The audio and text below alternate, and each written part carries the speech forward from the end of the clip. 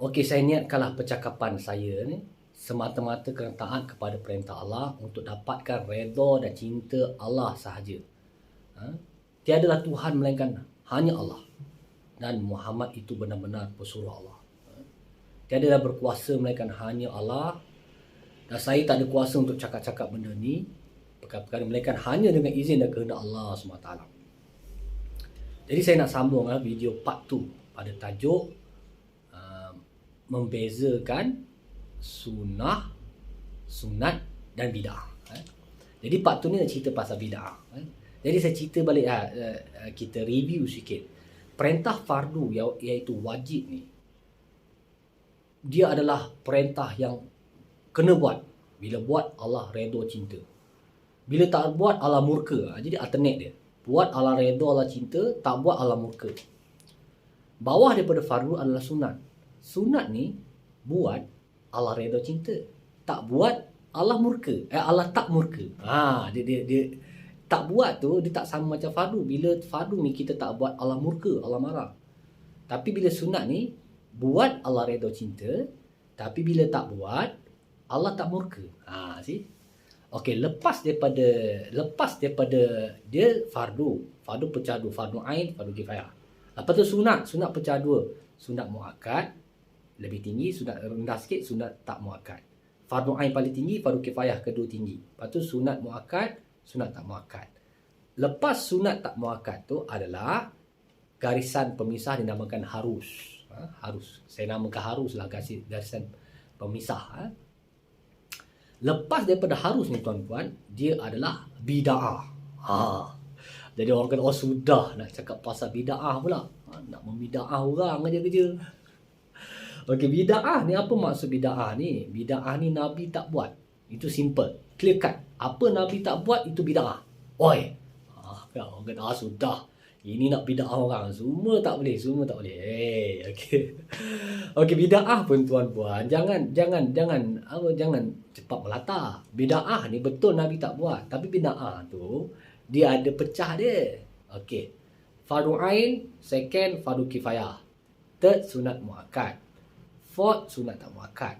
Garisan pemisah dinamakan harus. Saya punya base saya set satu asas mudah untuk saya dan tuan-puan faham.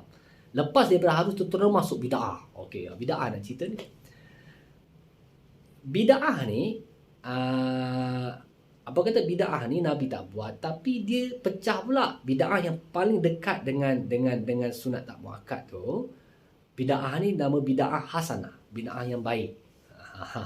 Kan? Jangan semua nak bid'ah yang hasanah. Lepas daripada bid'ah hasanah, dia adalah makruh tanzih. Lepas makruh tanzih, dia adalah makruh tahrimi. Lepas tu baru bid'ah dolalah yang dinamakan haram. Bid'ah dolalah finnar. Okey. Saya ulang fardu ain paling atas ni fardu ain. Lepas tu fardu kifayah. Fardu ni maksudnya wajib. Buat Allah redha cinta, tak buat Allah murka. Okey. Lepas fardu diturun sunat pecah dua. Sunat paling tinggi sunat muakkad, dan lepas tu sunat kedua tu sunat tak muakkad. Sunat ni buat Allah redha cinta, tak buat Allah tak murka. Okey, simple. Lepas tu harus. Lepas ni bid'ah. Okey ya. Jadi bid'ah dia ada pecah. Bahawa bid'ah hasanah, bid'ah makruh tanzih. Bid'ah makruh tanzih ni benda makruh yang tidak menghampiri haram. Makruh tahrimi adalah makruh yang menghampiri haram. Patuh haram.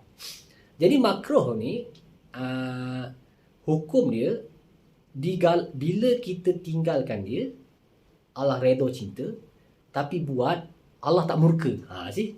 Okey. Kita buat tu kita digalakkan untuk tinggalkan dia. Mana kata kalau kita tinggalkan dia tu Allah redha cinta, tapi kalau buat Allah tak murka. Itu dia punya pemahaman. Dan bid'ah dolalah iaitu haram.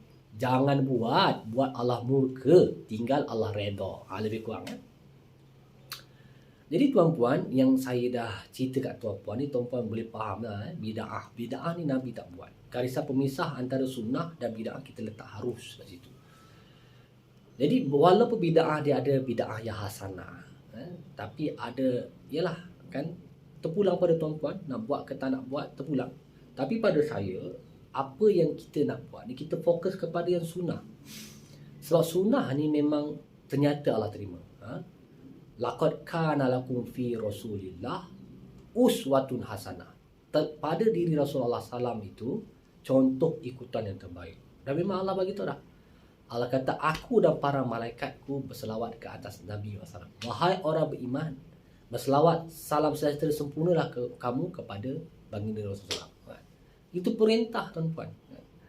Jadi kita dah mengucap tiada Tuhan selain Allah, Muhammad itu pesuruh Allah. Kita taat perintah Allah cara Nabi. Mudah. Mudah. Lepas tu buat dengan ikhlas, dengan penuh pengorbanan.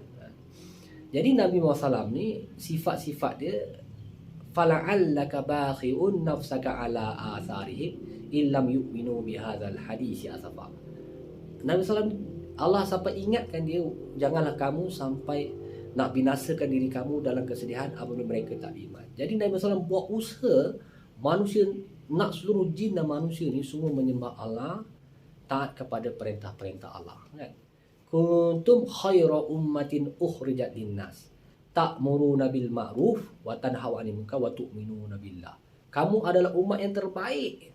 Dihantar untuk sekalian alam. Kita umat Islam untuk semua alam, semua manusia dan jin, mengajak kepada kebaikan, mencegah kemungkaran dan kamu beriman pada Allah.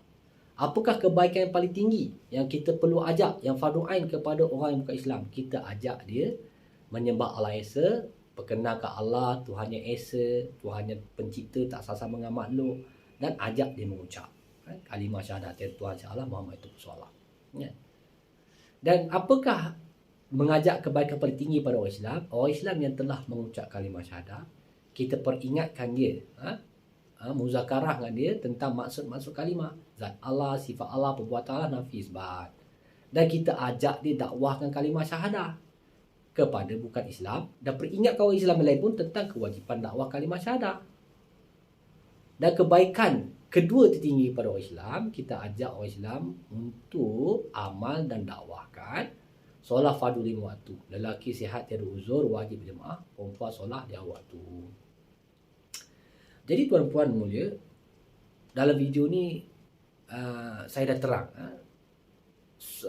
membezakan antara sunnah, sunat dan bid'ah. Dan tuan-puan telah nampak mudah faham dengan kaedah tu kan.